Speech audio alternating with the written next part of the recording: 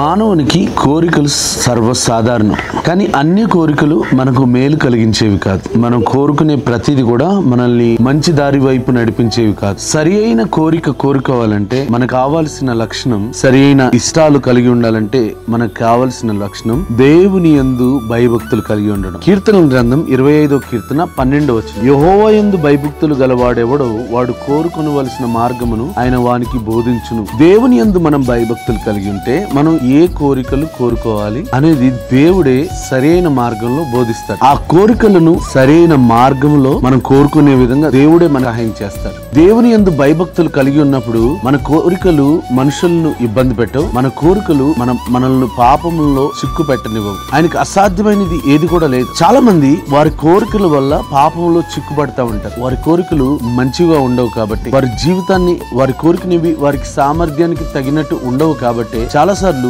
ఇరుకాటంలో పడతా ఉంటారు.